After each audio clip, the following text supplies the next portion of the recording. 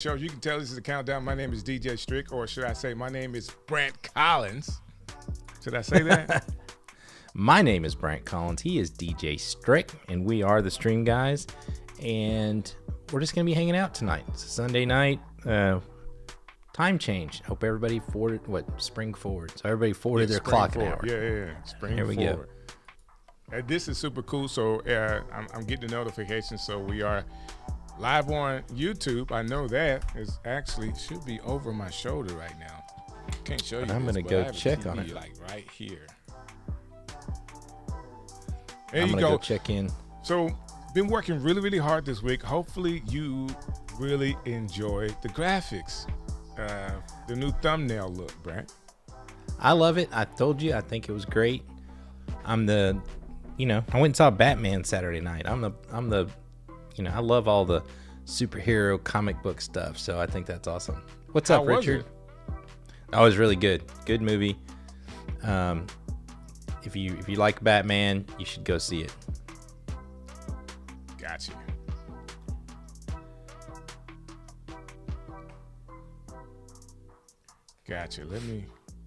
So you can fatten that up a little bit if you want to.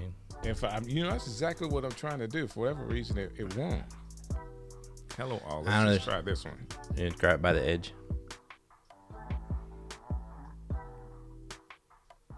There we go. All right, there we go. Just grab it by the corner. Should be able to scale it up. There you go. And what you can do is drag the end in. Drag the empty end. Drag it to make it shorter, and then you can expand it.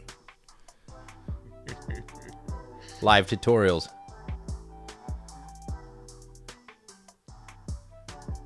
It was 3 hours long, Richard. It was a long movie, but it was good. It's not your typical action flick. I mean, it's really just it's more about almost more of like a detective thing. So it was good. I really enjoyed it, but I like all that kind of stuff. What's up, Rich? Rich is in the building.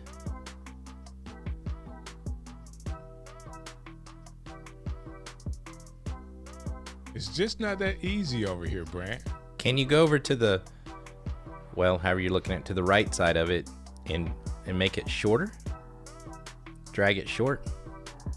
Right in the middle, not the corners. There you go. Now scale it up. Now you can drag it by the corner. Hey, look at that. There you go. And there you go. Who knew? If I just worked on it a little harder, there it is. So listen to me. I know. I'm using the force on you. There you go. Oh man. We actually have Promo Tech here. Do you know who Promo Tech is? I do not. Do you? I'm just happy you're hanging out with us today. Yeah. Definitely, we're here.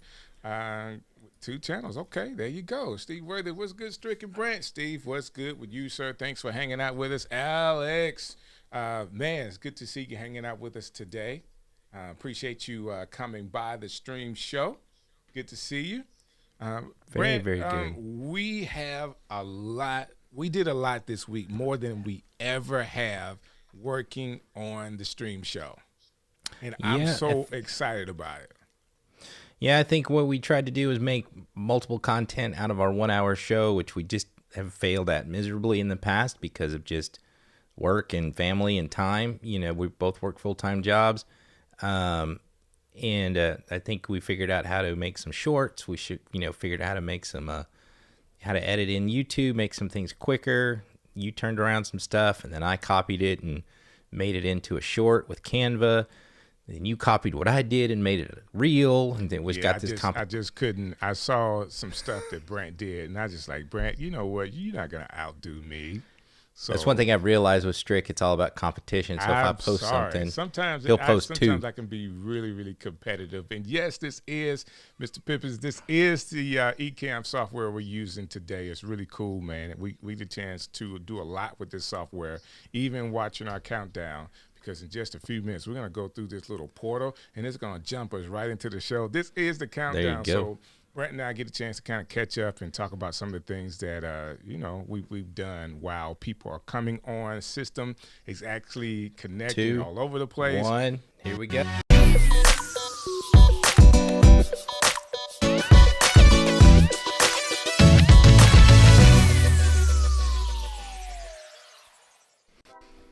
There we go. I am DJ Strick. I'm Brant, and we are the Stream Guys. So we welcome are so to the happy Stream Show. to have you guys on the Stream Show. And you just saw it went by really quick. But hey, guys, subscribe to the channel. Subscribe to our YouTube channel. We'd love to have you over there. But we have people that are even in the Ecamm community right now watching this. And if you're watching inside the Ecamm community, you could also shoot. Some of those people may be in San Diego. Hello to everybody in San Diego at the social media conference. Wish we could have been there, but nobody invited us. Strick, what's up with that? You know, it just is what it is, right? Yeah, but it does look like a lot of fun. I would love to go next time.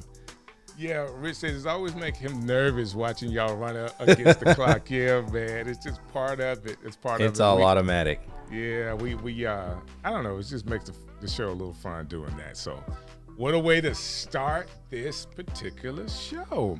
And everybody's in the comments greeting each other. If you're new to our show, just say hello. We have an audience that, you know, they talk to each other. They want to know who you are, what you're doing. If you're a content creator, welcome to the show. Our job here, all right, Kevin Cox, our job here is to help you be successful at whatever level of content creation you're doing, especially if you're streaming.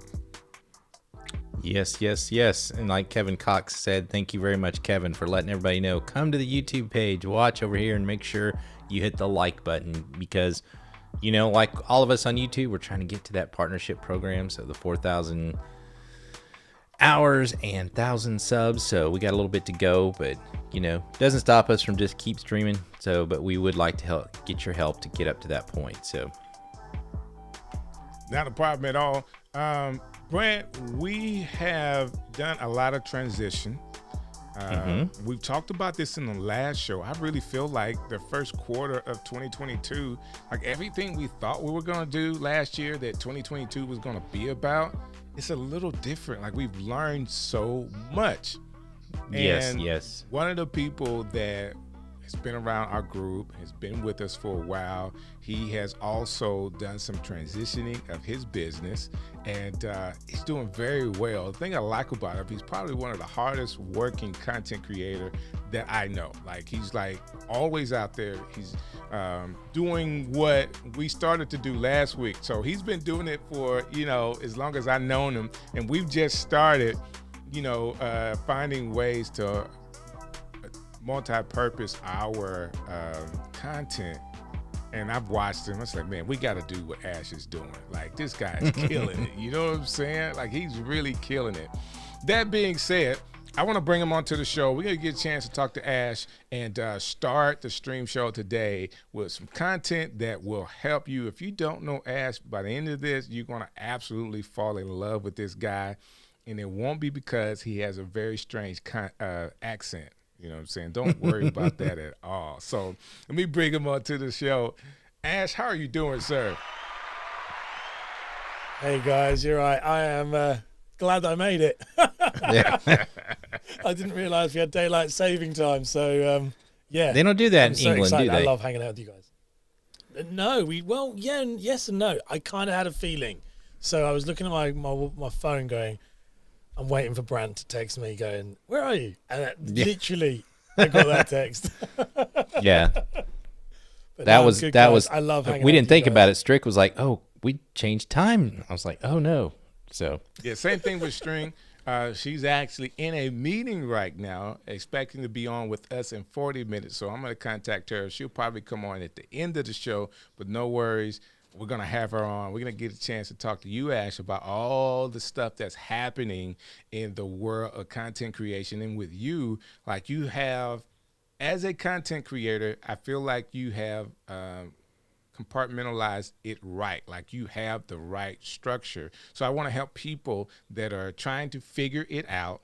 Like this is what you need to do. And of course, everybody's an individual. Me and Brant, we go back and forth. How do you do this? How do you do this? We've decided that, hey, Brant's going to do that, and I'm going to do this. And we both are trying, but you have a formula that you're using right now that I really like.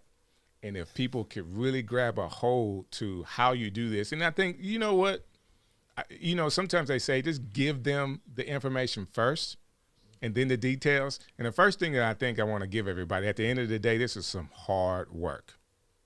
Yes. Like, you just got to work. Like, there's a lot of work. Now, let me tell you exactly what kind of work Ash is doing so you can break it down and decide, like, really, do you want to be a real content creator? All right. So the first question that I have for you, when we talk about a lot of transition starting this year off, for you, how important is it for a brand to be able to transition themselves? So you're a content creator with a brand, things change. How important is it for you to be flexible with that change? I would say it's probably one of the most important things you possibly can do, because if you are stuck, and you're what I love the quote. I think the quote is, "What got you here won't get you there." And I think the reality is, if you are stuck trying, with what you have, this kind of sunk cost fallacy, this idea of like, YouTube has always worked for me, so I'm not going to try shorts, or podcasting has always worked for me, so I'm not going to go to LinkedIn, whatever it may be. You'll lose. So you've got to be flexible. You've got to be, in my opinion, you've got to be stuck with this idea of know what your brand is about, know what is not negotiable, but then also be willing to move around with everything else. I do apologize, by the way, a big old cut on my head. My son decided to smack me in the head this morning, so I do apologize. That was a great idea for him. Listen, if he's not smacking you, he's not loving you. Yeah. He just hit me with a toy train. I was like, wonderful. Buy that kid a lightsaber. I'm saying. Yeah. Hey, one of the things I want to ask you, when you talk about hard work, I had discussed this with you offline. Tell us about that, how you just made that commitment. You and your wife, you chose a minimalist lifestyle, and you kind of made this commitment that you could have made more money doing something else, but this was kind of a commitment you and your wife made together. Absolutely, yeah. So me and my wife, like I said, I made the decision. I worked in the finance industry originally, and before that, I was actually a performing arts, like singer, actor, dancer, and I worked in the finance industry, was doing very well, and I remember sitting down with my wife. I just kind of landed this job. Me and Brant, we were literally talking about this yesterday, weren't we? And I was saying, like, I landed this job, and I sat down with my wife and said, this job will change the trajectory of our life, like financially. And I was like, and this is going to be one of these jobs where it's amazing financially, and we're going to be able to do all the things that everybody tells you want. And I was like, and if you want me to do this, then I'll do it. I said, but the truth is, I'll be miserable and I'll hate it, and I won't be able to pursue the passion. I said, but if we remortgage our, and we were like full on talk about hard work. I was like, if we remortgage our house and present it to her in this way, I was like, and you work for a year and I don't, and I wake up, from the moment I wake up till the moment I go to sleep, then maybe we could make something happen. Maybe we wouldn't have to be destined to live a life that was purely, the one that I knew would happen, this kind of mundane life. And we did it, and we committed, but by doing that, we committed to minimalism, essentialism, and over time it formed into other things. But yeah, like, it was a real commitment to this. So when you talk about hard work, when people ask me, like, how do I do it? Well, it was just, I remember having a bit of a meltdown on the dining room table and going, I don't know what to do. And my wife said to me, well, are you I said, I've got no clients. And she said, well, are you making content every day? I was like, no. And she said, well, from the moment you wake up, you should make a video, a blog. Like, you should we all know, the kind of perfect thing, create all the 3 pieces, repurpose them, cut them into things. She said, and every single day, if you've not got clients, do that every single day with 1 piece of content until you get one new client, and then that 1 turns into 2, and 2 turned into 4, and 4 turned into 8. But it was hard work, and a commitment to fully being all in. And that was, it's hard. Paid off. I love it that you got your motivation from your wife, but having an idea, and of course having some accountability at home for doing all of this. What about the content creator that, it's a hobby, it's a side hobby for them? Like, they don't have any, I guess, a budget, a home budget that's set for their content creation. How do they kind of get to that point to where they're able to, really focus the way they need to do the work? Because it's 8 hours at work, and then you come home and you got to do 2 or 3 more hours on content creation to be able to get a foothold into this market. Help me with that. Yeah, so I this is something me and my wife have been chatting. My wife's kind of my coach, really, my I love that. team member. Like, without her, this would be, she's the back end and I'm the front end, but without her, everything we do wouldn't work. And we've been chatting about this recently because she's been trying to do YouTube, and same thing, raising a child, very, very hard, and full time. Me and Brant were talking about this yesterday. She grows her own food and for all of us and things, so it's quite hard. And we were literally talking about this because it's exactly this. It's very difficult if you've got like a full-time job and then you're trying to create this thing on the side, which I was doing when I worked in finance. But the biggest thing comes down to, I think, if it's a hobby, I think you have to compartmentalize it as a hobby.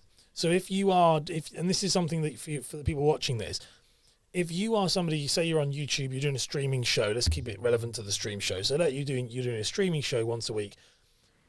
If it is purely going to be a hobby, enjoy the process of making it. Don't worry about the numbers. Enjoy the whole thing as a hobby, and don't maybe try to build it to a business. And then don't beat yourself up when it's not a business, because you don't have to hit the 4,000 hours of watch time. You don't have to hit all that stuff if it is a hobby. Now, if you want it to be your future career, then you have to suffer a little bit, and you've got to commit to it. You've got to find that, and it's not motivation, it's discipline. Right. And that's something that I'm a big fan of, and that's something I very much notice very quickly. If this is going to be your career and you really want to make this, you want to find a way to get out of your day job to do this, then you've got to find ways that you can repeat. You've got to create like SOPs in the business world. You've got to create like standard operating procedures that allow you to replicate content over and over and over again and distribute. Very different to a hobbyist.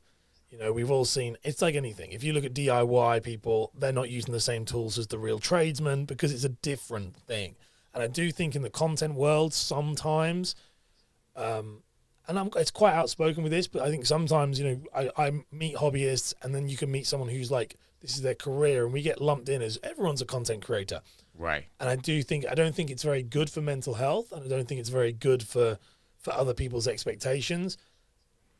What do you want from it? And then be real, and then go after that. And that stops you from getting burnt out and feeling a bit overwhelmed, in my opinion. I love it. So Alex says, hey, I really applaud the commitment and dedication, Ash. And then one shout out to Hannity, who's hanging out with us tonight. Brant, Ash just got a lot of people off the hook. I love his statement. If you're a hobbyist, just enjoy it. And I'm one of those kind of people that I always say, whatever you do, find a way to enjoy it. And if you're not putting in the work that it takes to do it, don't expect the outcome that a serious company, somebody that's serious about, this is my full-time gig, don't expect the same type of outcome. What do you feel about that, Brant? Well, I think that's, I had my own business for 8 years, and there was plenty of meltdowns on the kitchen table, because I didn't know exactly what I was doing, creatively, and I know how to be a marketer and ad agency and videos. But when you start talking about business and, like you said, not motivation, but just the determination to get up every day when, because when you're the business owner, it all falls on you. So there's a lot of stress to that. I do believe that there's someone asked me the other day, I did a coaching session with a friend of mine, and he was like, does it have to be a business? Well, he approached me saying he wanted to do this for a living. And I said, yeah, if you want to do this for a living, make you a small business plan and just figure this out. If not, just be a hobby and don't put any pressure on yourself, and see if you even like it. Go make 30 videos or 2 videos or 1, whatever, and see if it's even what you want to do, because it is a repetitive grind. And I'm not downplaying it. I'd rather sit in the way I look at it is I need to make extra money for my family. I can make more money sitting here at home doing this than I can go get a second job, right, at McDonald's or wherever else. So, and everything that I've ever done from the stream show to my original show, Beer Utopia, got me to the next place. So my job, this show got me the job as content creator for the library. So none of it's wasted, is I believe, because you're learning something. You're learning skills. You're learning. But I also like exactly what you said is the best way. If you just want it to be a hobby, have fun with it, but don't expect it to be, make $1 million a month because you bought a course. It's just not going to happen. I think that's just my thing.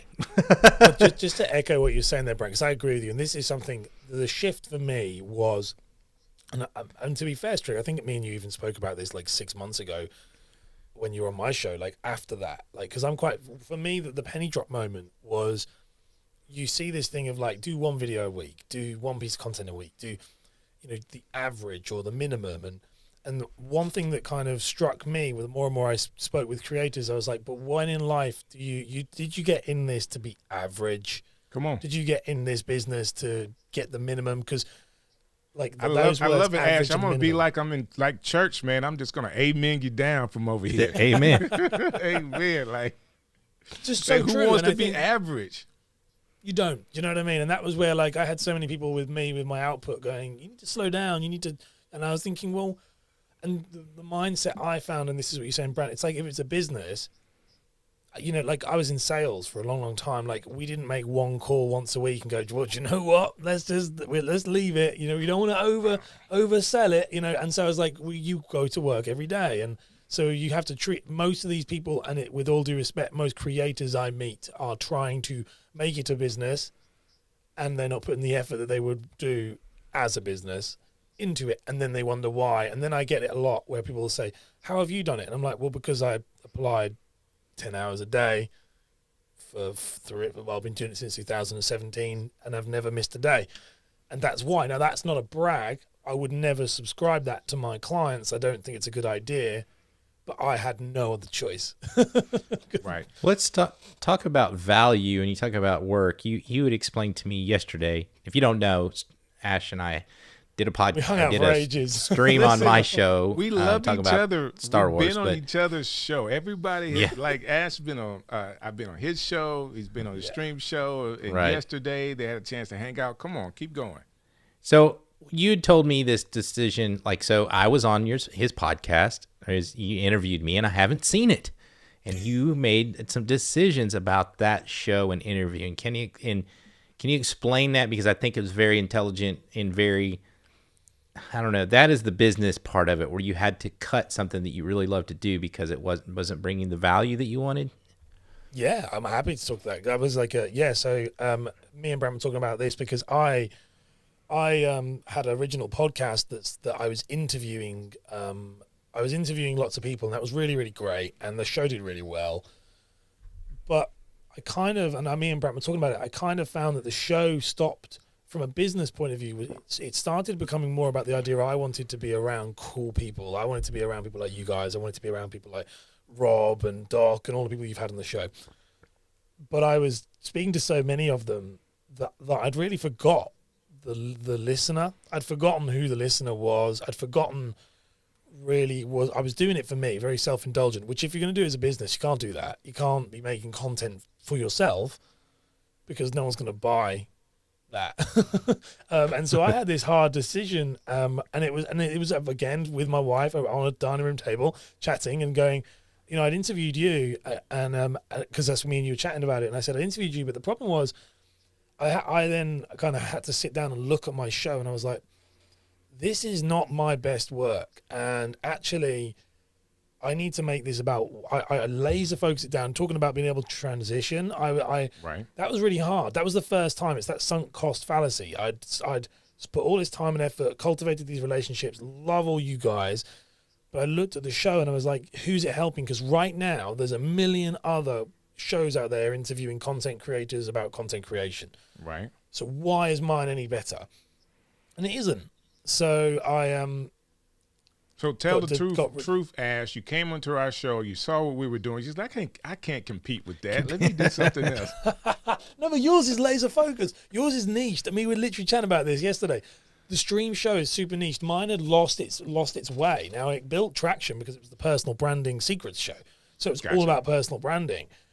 Somewhere along the way, we lose track. And Right. so I had that moment of going, okay, let's just go back to the drawing board and completely change the show, revamp the show. I unlisted all the episodes. That was really hard. They're still available on the YouTube channel, but they're not available on the podcast. And it was a really difficult decision. But the truth is, we need to do that. Sometimes if we're in the business of being creators, not in a hobby, we have to be willing to be self-aware, to look at what the market is, what the gap in the market is, and I could fill it. And every moment that was not, and I don't want to get too deep into that, but it was just a hard decision. But my gosh, in 6 weeks of doing it, completely changed the trajectory of the business already. Wow. And that I think you have to be willing to do that. You have to be willing to go. And I think in anything creative, music, video editing, film production, photography, graphic design, the hardest part or what makes you a professional is what you take out, right? It's the edit. So we have an editor when you work for, an art director or somebody. It's not, it's usually trying to take away things because as a creative, you want to put, as a graphic designer when I was young and even in editing, I was, the joke is someone's new to editing when you have 50 transitions in a video piece, right? There's a swipe, there's a wipe, there's a I only use a crossfade now and maybe a fade to black, so, you as the more experienced you get, you start learning how to take things out. So, but it is hard because you worked really hard, to make all those episodes. So kudos to you for having that honest decision. I've had to do it before too. And it's super hard because you're so vested in it, it kind of becomes a part of you, but you All have the creators have been so supportive of it, Brant, though. Like all of them, all of the, like, I've not had a single, I have one person who's funny because the thing is I love all you guys. Like, and I'm like, look, I'm really sorry. Like, and the hardest bit was like ego plays. I had like Nick and Owen and all these people that I was like, people really care. Right. And they don't. And they don't care. But the reality, they don't care. But, and I was like, and it's been really hard. But I'm like, but I want a video of me and Nick Nimmin chatting. But I was going through it and I'm like, but it's not relevant to the people. And so I have to remove that. And so that's, I think the creators get it. And in fact, everyone I've spoken to has been like, what a great idea. I love what you're doing. And fine, don't worry about it. Well, I think let me say this. There's a couple of things I want to share, but I want to share a testimony of really, really quick, guys. And it's from Hannity, and she's actually watching us on YouTube, saying that she helped her daughter start a YouTube channel. And it was a hobby at first, and then it turned into a real deal show. And 2 years ago, they got up to, let me get the second one. They got up to 117K subs on that channel. And now they're beginning to build courses on how to do it. Hannity, thanks for chiming in. That's awesome. Let's talk about the cycle. So for content creators, we started with work, okay? And I believe we dropped a couple of people, Brant, when we say it's going to be hard work. Because everybody wants to know, like, the secret. And that's the secret sauce. 5 tips. So, yeah, they want the 5 tips of how to do it. And let me get Ecamm. And Ecamm does all this cool stuff. And it does. And we love Ecamm. And there's a cycle, I believe, and guys, you can help me with this, that you go through as a content creator. If you're doing it right, Ash and Brant, you're going to get on the nerves of your current subscribers. Yeah. That's the first thing. You're going to lose subscribers. So if you start posting every day, twice a day, the content that you need to be posting, you've already got family members that don't care about what you're doing. You got friends that are on your pages that don't care about what you're doing, could care less about whatever your niche is, and you're going to lose those people. They're not going to watch it. So your numbers are going to go up because everybody's excited about what you're doing. You're starting a new business, and if you know anything about starting a new business, your friends are excited for the grand opening, and then that's it. But after you do it for a while, guess what? Whatever platform, if you're doing it right for that particular platform, it does pick you up. And people that are looking for you will start seeing it. And then you have, you get 20, you get 30, and you have 100 views on something. You're just like, how did that catch? Well, the system understands what you're, if you're doing the content right, understand who your viewer is and would put it in front of them, and that starts the ball to roll. But you have to put in the work. You have to be putting the content in on a consistent basis where people and the system will know, okay, this guy's got something coming up. I know what he's looking for or what he's trying to do in this video. Let me put it in these people. And once those people start clicking on it, they share it with more people. And then they share it with more people because it is they know where you're going now. Does that make sense? That cycle, you start good, you go down, and then once you constantly put that content out, you start a snowball effect where you can grow. I think in a lot of business, even when I still consult with businesses, if you're trying to talk about marketing, they market to themselves. They're like, well, I think, and I like, and I do, and, I want a commercial with this music, and I want a commercial with this color and this scheme. And I'll ask them, who's your target audience? Who are you speaking to? And nobody has ever answered me that question from Fortune 500 company down. There's just somebody in charge, a marketing director or a CEO that says, I want to be this, right? So sometimes, and I think we all are I know Strick is, and I know Ash, we're all kind of entertainers. We want to do this, and we love doing this. So there is a selfish part of it that you want. It's like, I want to do a show like Gary Vaynerchuk, and that sometimes is not listening to the audience or listening to the analytics and seeing, what you should be doing, instead of just like Ash said, just passionately going down different holes, and that's okay, I think, too, at the beginning, just to see what sticks, or what you like. But at some point, if you're going to make it a business, you're probably going to have to settle down, Absolutely. I completely agree. I mean, when I first started doing this, I was like going down every rabbit hole.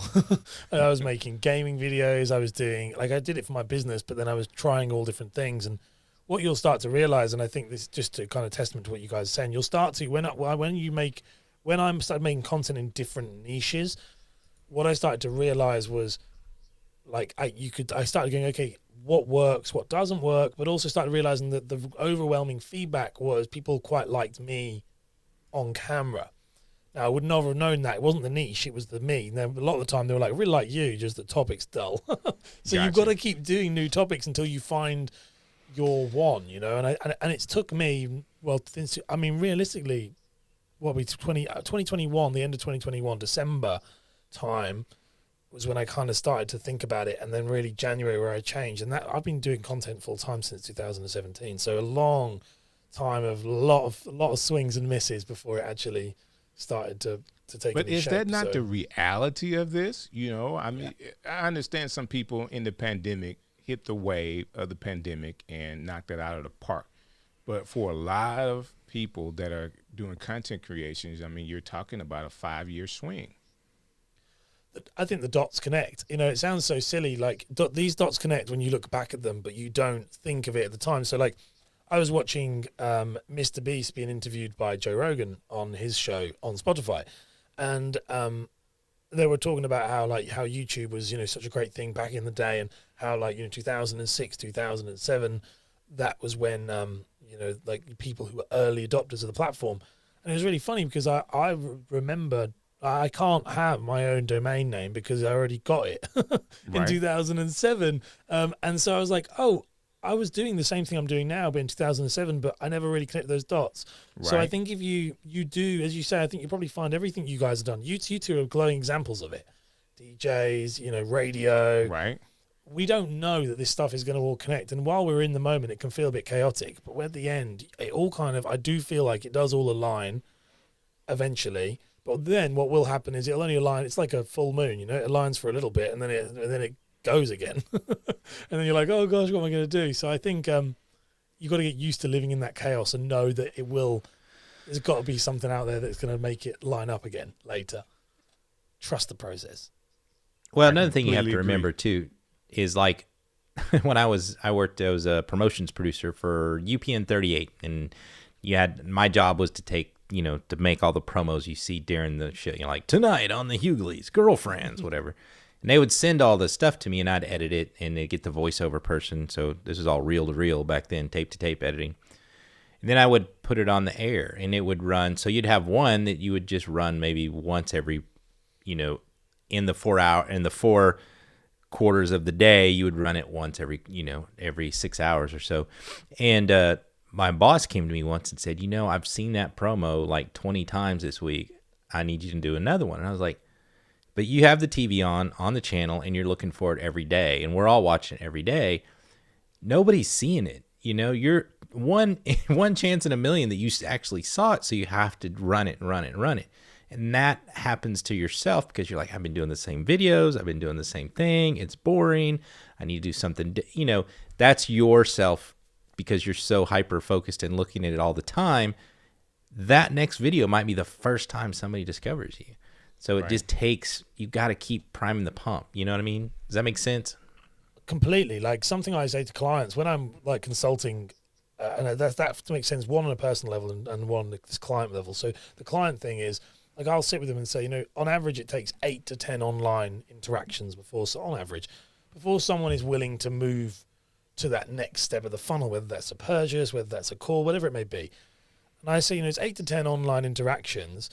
If you're uploading something once a week, then in the perfect world, that's 8 to 10 weeks. But then most social platforms, you'll be lucky if you're getting 5% exposure to your current audience. So this is where that was the math I worked out when I was doing my own stuff. Was like, you're talking about the way that we feel like we're bombarding our audience. But the truth is, most people, that's why it takes 1 year to 2 years for us to see results if you're doing this average approach, right? Because most people can take a full year before they've even seen that full 8 things. And and that's where sometimes we don't see it that way. Now, to echo my own personal story with that, Brant, is a similar thing. I do daily content on my YouTube channel. That messes with your head because I do daily content and I'm actually 90 days ahead. So I've got 90 days worth of daily videos on YouTube created. So for me, I feel like every video is an absolute flop because when it comes out, I'm like, well, that video didn't do well. It's only got X amount of views. Well, that's because it's daily. And also I've made 90 since the last of that come out. So it just is a really weird way to track it. And so you feel like everything's failing because you're like, well, I'm just talking about the same things over and over again. And you're not. It's just, you say, it's just because we're in this echo chamber all the time. It's very weird. I've even got it written literally on my iPad. As soon as I open it up, it's like, don't focus on it. Because it becomes a real weird echo chamber the more you get ahead. Man, I really hope people are leaning in on this. Like, this is some good stuff for people that are content creators. Like, if you're really trying to get out there, I need you to slow down just a little bit. Michelle, thanks for hanging out with us. She's actually chiming in. I love Michelle. I just want to say I saw her pop up, and I was watching her yesterday on Walter's show. Michelle, you're amazing. I saw Geraldine popped up in here too. The living water quilter. Yeah.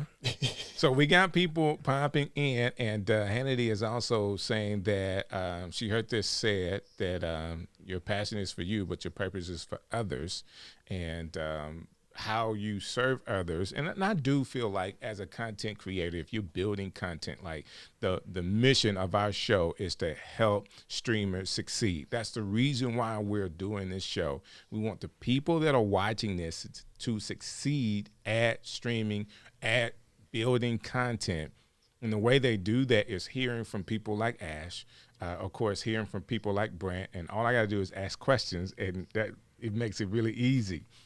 That being said, I really feel like, Ash, when you talk about how you build and you're 90 days out, like, this is amazing that you have such a systematic approach at building content, because you're basically saying, hey, I've produced a video, I made one, but I've also published one. So in your head, it's hard to even get an understanding of the one that you've made is not getting seen because it's 90 days out, and the one that you just put out, because you're putting out so much content, it still has to take time to gain steam and to get visibility, right? Yeah. How do you overcome that? Like, I know you said it plays with your head, and I'm talking about talking for content creators that are doing one piece a week now. So for you to be building a piece every day, like, this is blowing our minds. We've heard of people that are trying to do the whole, like, last year somebody did a blog every day. Yeah. Every day, and I think that there's some aspects of that works, and then there's some aspects to it, if you're not doing the right way and niching down and building some marketing around it, that could hurt you as well. But explain, how it is for you and how you're able to still kind of fight through the content creation and the numbers game. Yeah, of course. No, it's an interesting one. So I follow like a very... Everything I do is very systems and processes, everything. You wouldn't be able to do this if you didn't. I don't mean like be a content creator. I mean like do what I set my goal out to do. It would be impossible to do if I didn't have a system and a process and a paint by numbers and all that stuff. So I follow quite a strict rule, which right now has gone up, but it was originally. I follow a rule of 1 out, 2 in. So I always make a minimum, it's not always the same, it can sometimes be more, but a minimum of 2 videos a day if I'm publishing one. And I think all creators should follow this, is this idea of it, not every day, but if you're releasing one a week, you should be making 2, because then you're always getting yourself ahead. If you think about, if you do that for 6 months, you've now a year out. And if you have a desire for this to be and this is what keeps me going, by the way, from stop focusing on the numbers. If you want this to be a business, or you have any desire to do something, for example, let's take Michelle, because I was watching Michelle yesterday with her course she's just released. So this course, if you're a content creator and you want to now start making premium content or courses and things like that, you have to find a way to be able to factor that into your time, and because it's your creative time still, you've got to make it. So this right. 1 in, 2 out, this 1 out, 2 in approach allows me to, and anyone, to create this buffer, so that you do 6 months, a year ahead. I'm currently doing 1 out, 3 in, to try and really create buffers so I can do some premium content. That approach, as well as a kind of a very much, it's like a 28 whatever step thing that I know every piece of content goes through. That approach kind of stops me from focusing on the numbers. That being said, it's still hard. It's still hard, right. and I find the hardest thing is comparison. As much as I would love, and we all sit here, don't we, and go, don't worry about what people think, and don't worry about the numbers, and don't worry about that. You know what, Brant, shut up about the 4,000 hours of watch time at the beginning. Don't be silly. And then I'm sitting here going, but I really want the 4,000 hours of watch time, and I haven't. Right. Do you know what I mean? It's like we all have this feeling. So I think for me, I just try to keep myself busy. And I find that was the easiest way, and why I moved to daily, because I don't know, you guys might resonate with this, and people listening, you might resonate with this. I was overthinking. About this idea of the quality, that it needed to have something change every 4 seconds. I was really overthinking, and I listened to a podcast that changed. Alex Sanfilippo from Podmatch has a podcast called Podcasting Made Simple, and his mentor is Seth Godin, and not Seth Godin. Seth Godin. I was thinking, yeah, it is. Of course it is. And he was saying about how he sat down with Seth, and Seth said to him, "You've got 400 blog posts in a drafts folder ready to go." So, and he was like, "Who are they helping?" And it was really powerful, because I was driving the car at the time, and I listened, and I was like, I easily have like 600 ideas for a niche specific podcast, because my brain's thinking about it. And I was like, but I'm worried about making them, because they don't have every 4 seconds something isn't happening, and it was a really weird shift. And that's where you say, how did it is? I think it's maybe a higher calling. It's when all of a sudden I was like, I need to stop looking at this as, what do people look at me and go, oh my gosh, this guy's amazing at editing and he's so good. And I was chatting to you about it, Brant, yesterday. I got to a point where I was too busy trying to impress all of you that I forgot that my people I was really trying to reach are people who don't care. I couldn't even tell the difference between the two.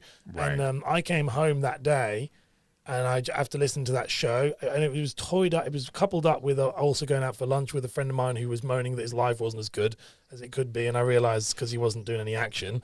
And then I heard this show, and I came home, and I literally made like 22, 23 episodes in about 4 or 5 hours. I just stayed up all night. Wow.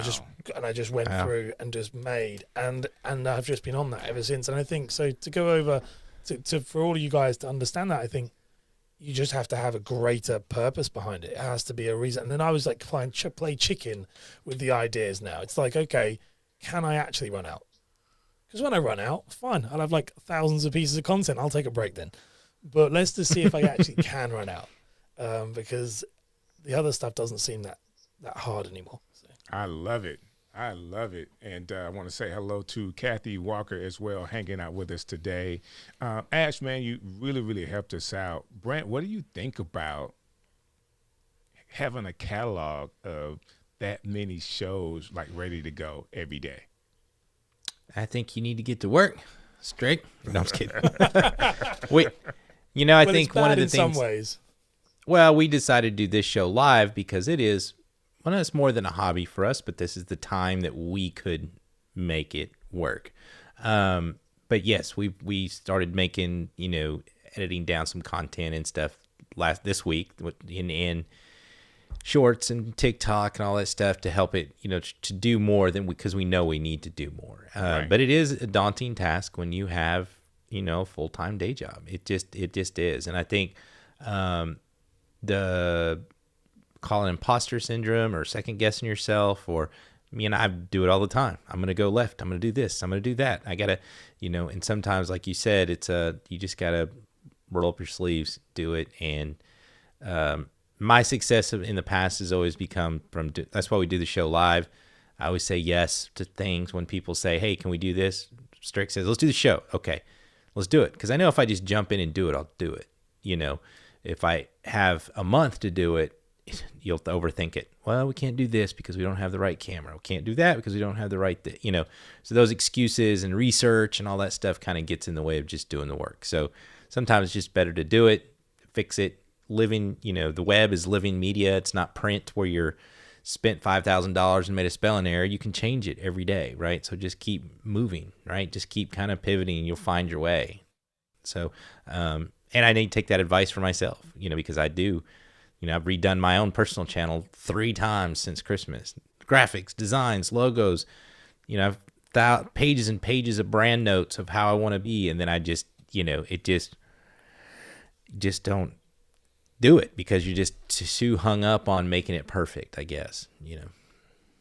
I think just on that, because something that, and I agree with you completely, and I also think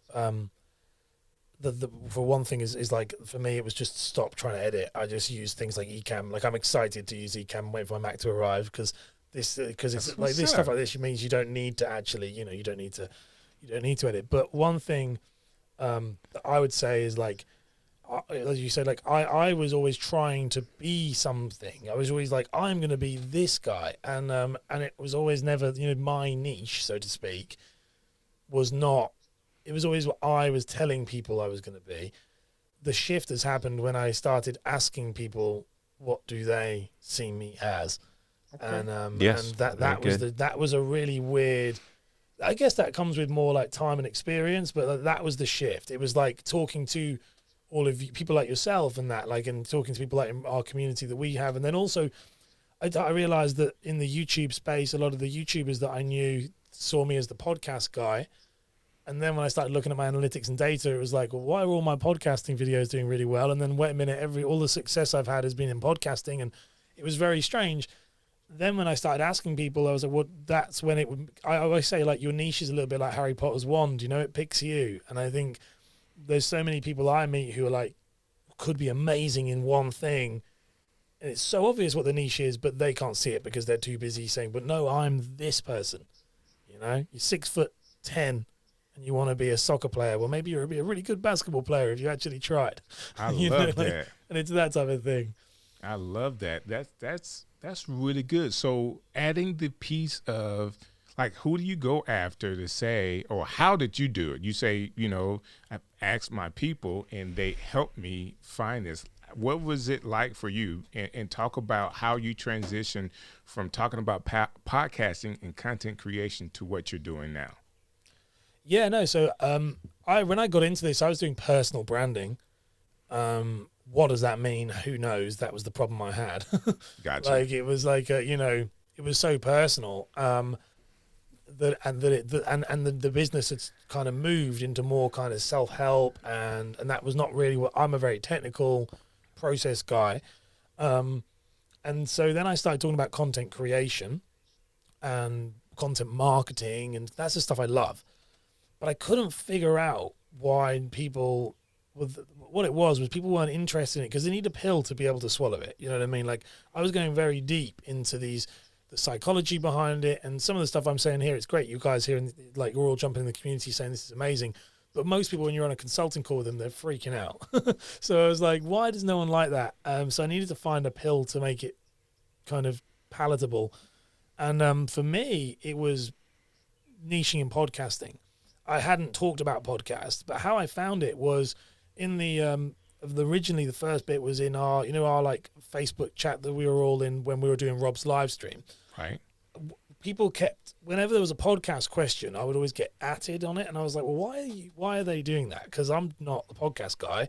I've never said I was, but you've all been on my show, so maybe that is why. And then I brought on a wonderful creator onto the podcast called Crystal Profit, who's a YouTuber, but also she's a podcaster. That's her thing. So she's a YouTuber about podcasting. And I was chatting to her, and when you meet someone, she came off air, and I was like, well, I should do what you're doing. And she was like, yeah, you probably should, because there's like nobody doing it, and you know a lot about it. And then I was like, well, maybe that.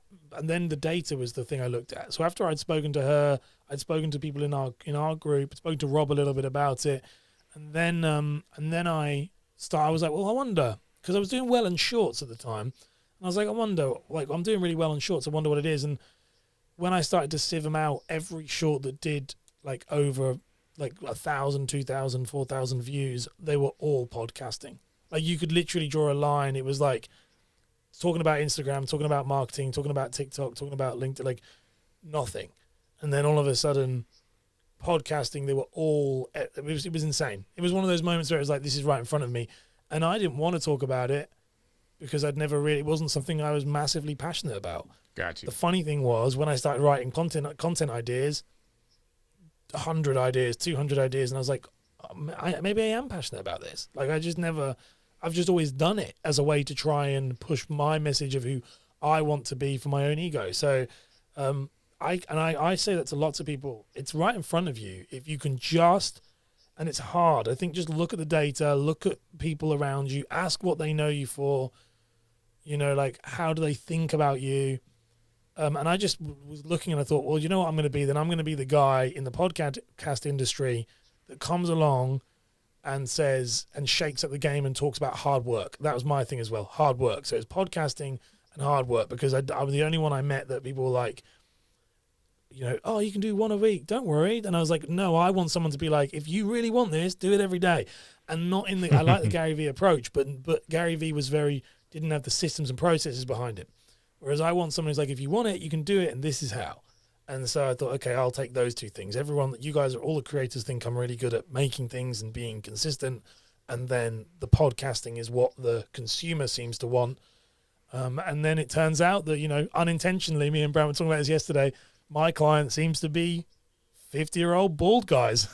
Wow. Which is not who I intentionally meant to have, but they're all wonderful. So it was, this whole different, it was all there. I just had to look at it. That's interesting. Very interesting. I love it. Shouts out to you, Mr. Camera Junkie, for hanging out with us today.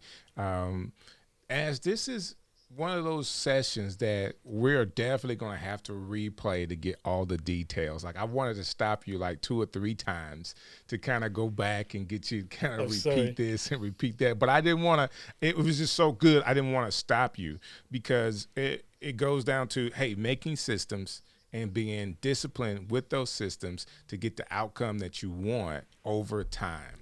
Am I right in saying that? Exactly. I think the other thing key that I keyed in on there that I'm a big proponent of, and I do it daily to fault too much, but a lot of people out here are not looking at their analytics. They don't understand how to look at their analytics, and they don't know how to read those analytics. So please, when you're looking at your YouTube studio, go to the analytics section and click on the tab that says more info.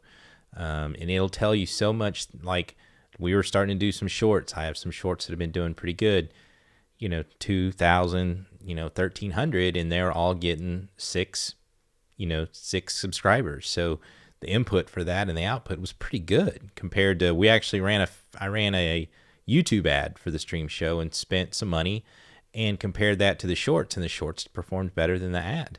So, looking at that data to kind of feel it, to figure out what's working, but also to have the humility. I did this 3 or 4 years ago. I was trying to do my resume. I wanted to see what my personal brand was. And I just picked, people in my circle that I really trusted. And I said, what am I to you? And they wrote it all down, and I just, combined that into my mission statement or to my personal brand statement, because they had insights about me that I didn't know.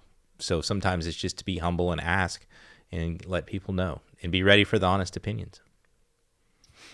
This is some good stuff. I promise you, this is going to go down. I got so much content that we're going to be able to repurpose here with ads.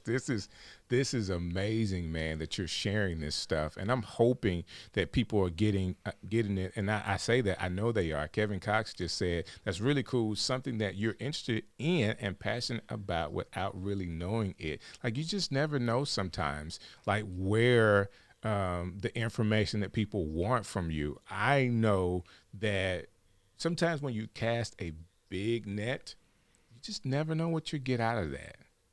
And, because they niche down, and we're hearing that and we're hearing it. But when you niche, I believe it needs to be something that you do have, number one, a way that you can give to others, value in that, and something that you want to do to be happy with it and then work hard with it. Does that make sense? Completely. I think me and Brant were talking about niche yesterday. I talk about it with everybody. I've done videos about it over and over again. I think it gets overused, and I think it can be a real hurdle for so many creators. I know it is for a lot of the brokers and mortgage brokers I work with in the UK. I think, as you're very right, your niche will find you. Just create and figure it out as you go along. Because otherwise, if you're trying to find that perfect niche, it always reminds me of when I was a performer. We'd always try and find the perfect song to audition, and everyone would be looking for the song that no one's ever done before. And we don't realize that it doesn't work that way. You have to just do the same thing over and over again, but it's your personality that comes to the table. I think we often get caught up on it. There's a million people doing the same thing as you, but they will not do it like you. And, right. If you just keep going, it'll be there. And this might not be my niche in a year's time, because it always changes, but it is exciting.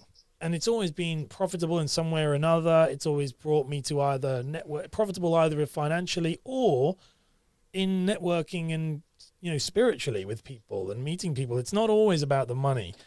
I think that's something that a lot of people, last year was not as good a year for me. It's all right financially, but it wasn't where I would have wanted it to have been with my goals. But I met all these incredible people that changed the trajectory of where my business was going to go. Right. I never would have known this niche if I hadn't have met you, Rob, Doc, all of these people from, these communities. That would never have happened. I would have just stayed in my lane, done my thing.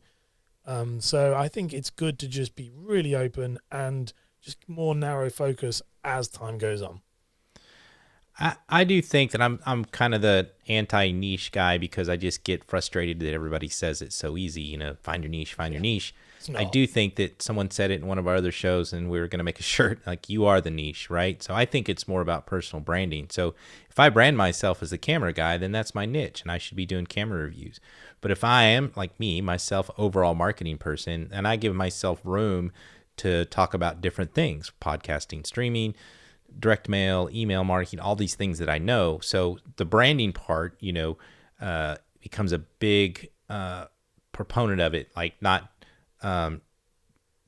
trying to find this one certain passion thing. So if you're a good example, I need to make a spoof video. So I'm going to do it. Like, I'm so niche, all I'm covering on my channel is lens caps. You know what I mean? Because sometimes people look too finite to get this niche, like And I did the search engine result. Nobody's doing this. I can do this. I'm just going to do lens caps, but there's only 5. So that's not going to work, right? So finding that breadth of content, in a niche, I think is also important, but also just being you, because I think sometimes if you follow the formulas, you don't just want to be another Roberto Blake or a Gary Vaynerchuk. You want to be yourself. I mean, yes, you can pull from these people, but you don't want it to be a carbon copy. So figure out a way. If you watched my show yesterday, we did Ash and I did a review of the new Obi-Wan Kenobi trailer, because he likes Star Wars and I like Star Wars. That's another connection that we have and that other people have with us, and maybe follow the other content that we do just because they can relate with that. So it's okay to put some of this relatable content inside of your niche, let's say. So, you don't want to go off the rails, but, it's okay to be who you are. 100%. I love that. That's good stuff. Ash, what were you going to say? No, I agree. Completely agree. I think you're right. I think you that's what you say. What my niche is really is this work ethic, and very open about being transparent about the message. That's when you look at niching, really, that is the one thing through all of it that I got very annoyed that everyone always says it's easy, and it's really not. If it was easy as just doing a YouTube, if it was easy as just searching, no disrespect, love you too, buddy, but if it's easy as just finding one search term, putting your tags in, doing a video, it's not that easy. And I just got very frustrated with that. And so that's mine, but that's the way I've always been. Hard work always trumps.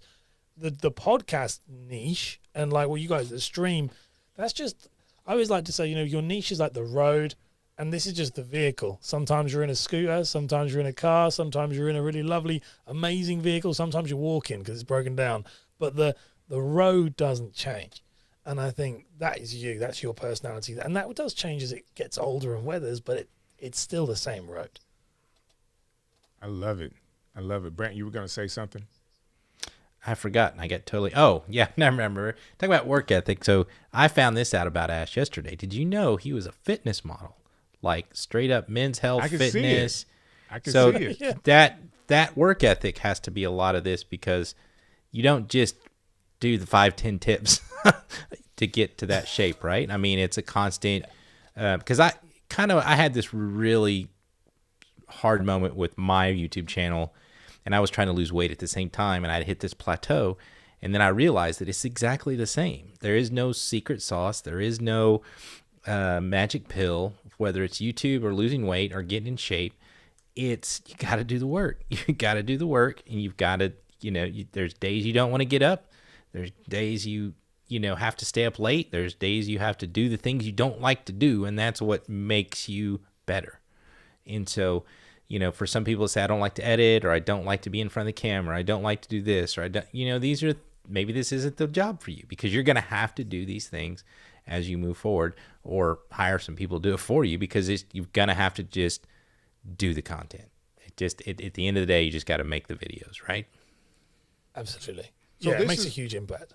This is one of the things that I'm planning to do, Ash, and it's actually done a couple times a year, or twice a year with some organizations, but I wanted to focus on Reels, whether it's Facebook Reels, YouTube Shorts, Instagram Reels, or TikTok.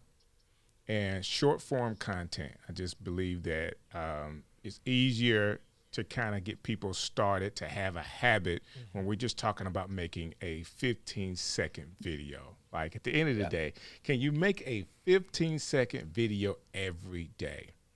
And basically helping people not only learn the platforms, because I've already done it, I went through it, and I've learned so much about TikTok, Instagram. Like I have my favorite features inside of each of these platforms that helps me edit for that algorithm, if that makes sense.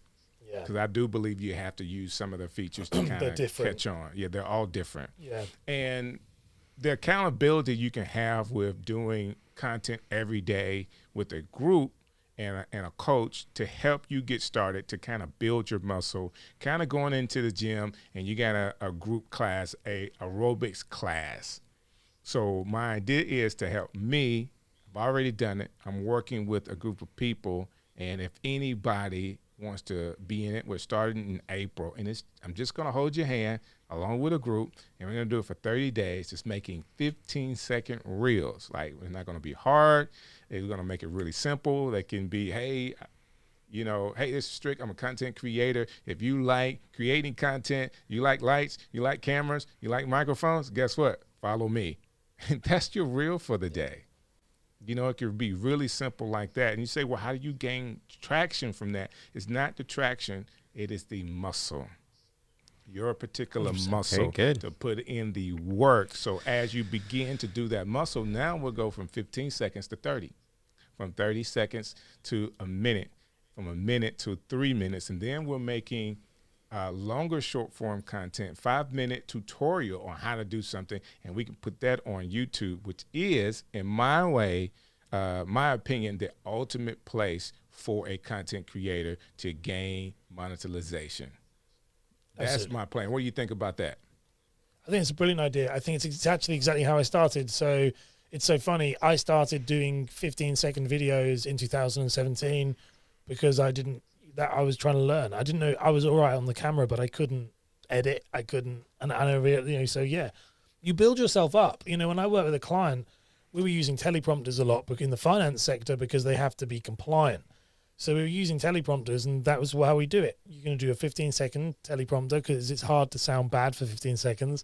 Right. And then we'd build up, and you build it up over and over again until the end, where eventually, and you would know this, guys, from being presenters and being in TV and radio, that's a skill. And I was like, your first 100 videos are going to be terrible and that's fine. That's not a bad thing. Everyone's videos are bad. But you have to learn how to do it. I was saying this in Ian Anderson Gray's live show, that the reason why I do daily content is because I could fail faster. Wow. That's it. It's just reps. That's all it is. There's a couple of things. The gym is a very Ash, big part. I'm sorry, Ash. I didn't interrupt you last time. Go. I didn't. But I have to interrupt you this time because I don't want to speed past you saying that you want to fail fast. Let's break that down a little bit. Yeah. Because there is a cycle of learning that you have to do to be a great content creator anyway. And what you're saying is, you knew ahead of time that you're going to make some bad videos. Very bad. Yeah, so I made a decision last year, and I'm moving over to Ecamm. So I'll say it here, but I use StreamYard because I'm still on PC and because of the chip shortage. So hurry up, Apple. But I made a decision a year ago, about 6 months ago, maybe a year ago, where I was like, if I invest in some tech, and I get Stream Deck and I get this stuff, I could probably make a semi-decent video.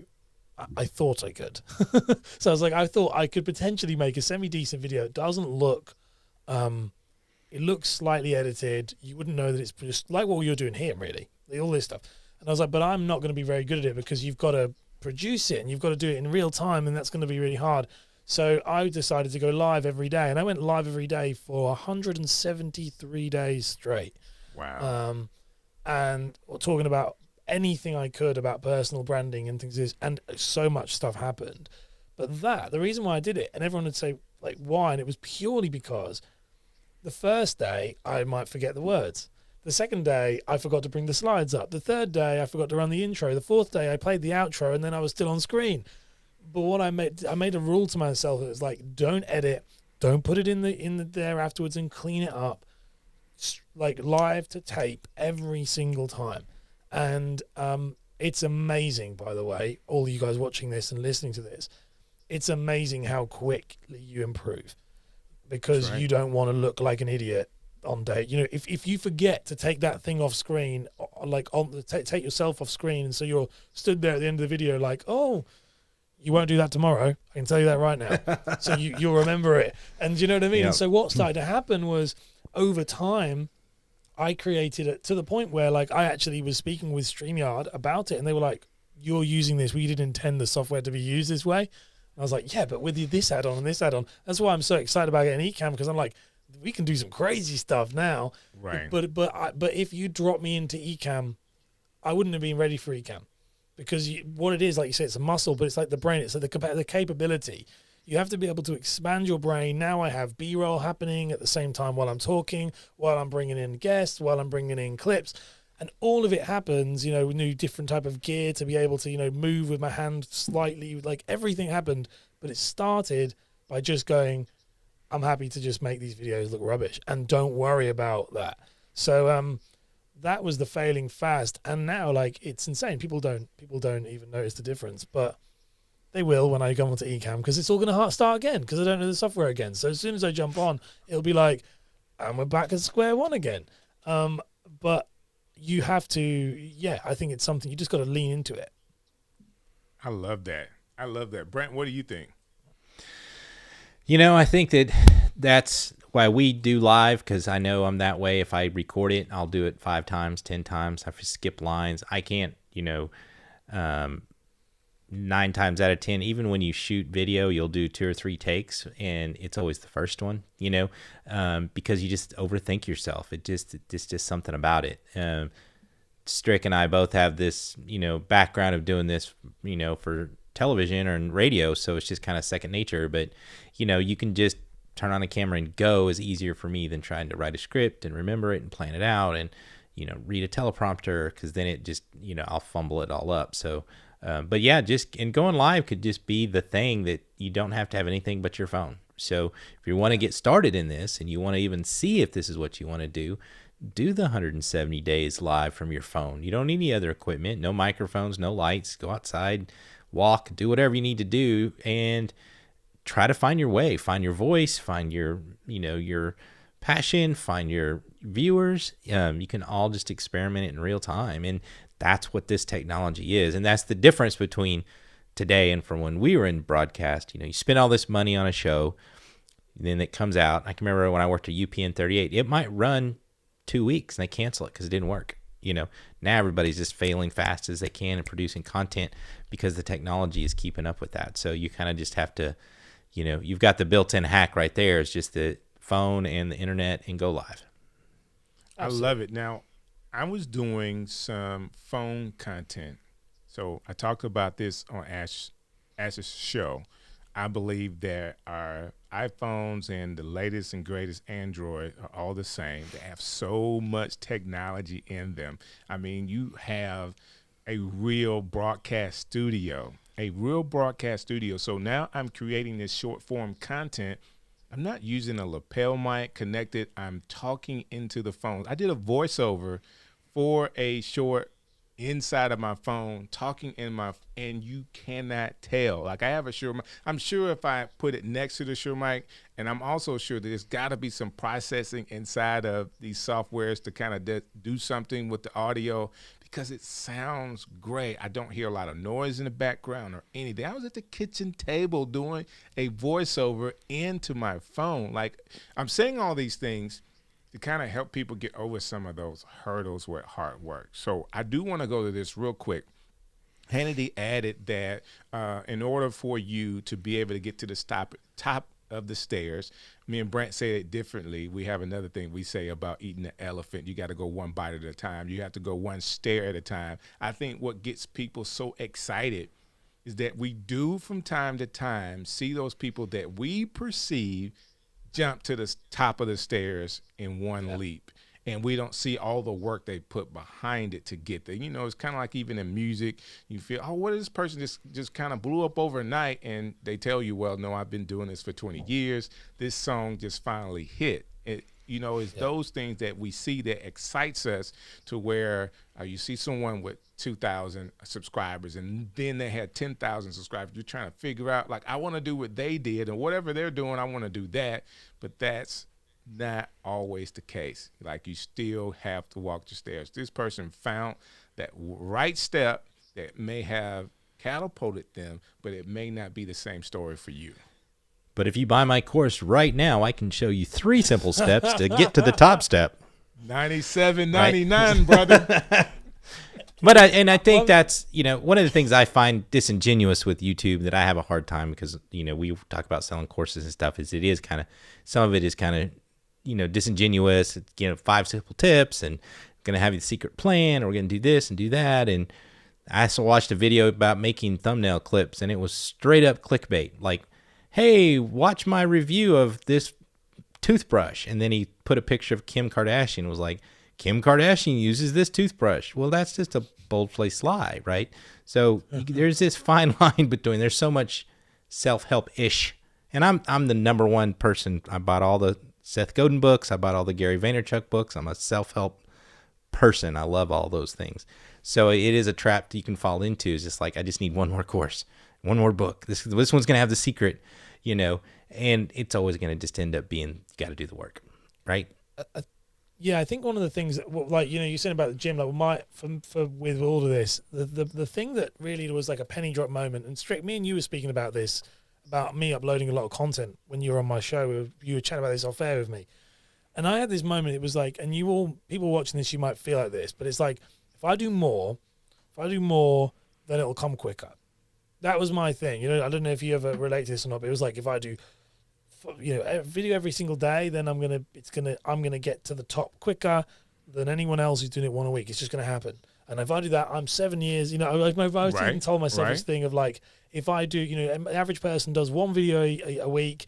If I do one a day, then I'm 7 years ahead of them by the end of the first year, and I'm 14. And I was always telling myself this, where it actually was a penny drop moment. And this is like a real, like, I love this. And I'd love to say it was my thing, but it's not. It's my wife again. But my wife, obviously, she grows. She's a grower. She's an allotment. We live on the land. She lives on the land. She does all this type of stuff. And nature has a real great way of showing us how things really happen. Like, we're not this kind of fake world that we live in. It's real. And what it was she was talking about planting these apple trees. And she was planting these apple trees. And I was like, we were just chatting about content. And I was like, no amount of, if I planted 10 apple trees, it doesn't speed up the growth of the apple tree. It doesn't, do you know what I mean? There was like, wait a minute, there's no way of speeding this up. And so I was looking at it, I was like, okay, why am I going every single day? And this is something for people to listen if you're doing daily content or volume. What I started to realize is these people are overnight successes. If you plant one apple tree, it might take 10 years to grow and mature and bear fruit. If you plant 10 apple trees at the same time, it's still going to take 10 years for that to mature. But at the end of those 10 years, you'll have 10 times more fruit. And I think that was a weird moment for me and I think all creators need to see this, is that we're in a world where it's instant gratification and more. And if you do more videos, you'll get more views. And TikTok and Shorts are feeding this a little bit, but it's not really real. Right. And actually what it is that's those overnight successes. The ones who you see that are big overnight successes is that they're bearing fruit because they've put a lot of the work in and you've not seen it for so long.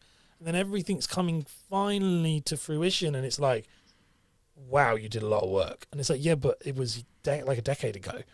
And I think that we're seeing this with the people we see on YouTube and people, and the one common thing is they've been around for a long, long, long time. That's it. There's no other way around it. I love there's it. There's another gardening tree thing that goes with that is, when the best time to plant a tree is, right? Today, right? Because when you look at an orchard and you're like, man, I'm never going to get to that orchard. Well, start planting one today, and you will. Yeah. So you have to plant that tree, and you have to have all those. I'm a gardener too, so I know people would say I'm a case the apocalypse comes, I'm saving seeds. And I was like, you know how to plant them? They're like, no. I was like, I failed a bunch. I killed a lot of stuff before. You can't just throw it in the ground. So you have to practice. So same thing. And I've always said that social media and content and all this stuff, when I consult my clients, I say it's like a garden. You have to work the garden to make things grow. If you ignore the garden, it either dries up and dies or it gets overrun with weeds. And there's nothing you can do. Now there's tips and there's tricks and there's, you can lay down mulch. You can do these other things, right? And I think that same thing with, the tips and tricks that we teach people to do to make more out of their content. But at the end of the day, you just have to always tend to it. And I'm terrible about it. It's too much looking at the analytics. I shouldn't do that because I do get stressed out about it. But, you got to find that happy medium, and you do have to just produce the content. I just don't think there's any way around it, No, there isn't. It's like losing weight. People used to do it with the fitness thing about being a fitness model. That's why the fitness industry is so big and there's so many supplements. Well, the reason why is everyone's trying to find that quick fix. But the reality is move more and eat less. And if you move more and eat less, you'll get what you want. And it's exactly the same with this. Where people go, I want to be a successful content creator. I want to be a YouTuber. I want to be a podcaster. Okay, what are you doing? Well, I'll tell you the trick. Record a video and upload it. I've got all these ideas, but have you uploaded? I'm scared of what people think. Well, the fastest way to not succeed is to not upload that video. So it's just a really weird one. I had a guy on my other podcast, which is a mortgage podcast, and was like the first nicher in the UK. Like you niched in this and I said to him, why did you make content? And he's not a big content creator. He's not a big, he doesn't love all the cameras. And I said, why? And he said, Ash, I have kids to feed. He said, I have to. He said, and I was like, what do you mean? He said, I looked at it and he said, and I was like, I don't have a choice. Wow. I need to do this. And he was like, so it wasn't even, he said, I didn't worry about what people thought. I just went, that's what I need to do. I've chosen this as my career. That's the thing I need to do. Do it. Because the alternative was unthinkable. And I think sometimes that's where we have to, if you really want it, but you're worried about getting in front of the camera, then do you really want it as much as you think you do? That's true. That's true. Listen, this is what's going to happen, Ash, with all of the content that you have. I may have said this, so I may be repeating myself with you. With all of the content you have, all of the content you are creating, what's going to happen is when you go viral on one of those videos, guess what? People have all that other content to go through. So then there's all those apples out there. Yeah, all those apples. Now people can go from one video to the next and gain a lot of information. So what happens with people, we've seen it, content creators that go viral on one thing, but they have nothing else for people to look at. But if you are building content and you're building it the right way and you have that video that goes viral and it's right in the same vein, now everything is going viral and people, they would see you as that content creator that is now the source of information, and you'll be able to do whatever you want to do. That's the goal. Literally will. I don't want it. You don't want it to go to one of my clients had a video do well. A new creator, 100, 200 subscribers or whatever, and he did a video a year ago, and then it just kind of blew up, so to speak, but 18,000 views in 24 hours on normal, not short, a normal video. But the problem we had was we actually stopped making content on that niche because that video didn't do very well. Wow. And so his channel, we done those views, but it didn't make any difference. And that was maybe a week and a half ago, 2 weeks ago. And so I came downstairs and I said to my wife about it because I saw it and she was downstairs making food.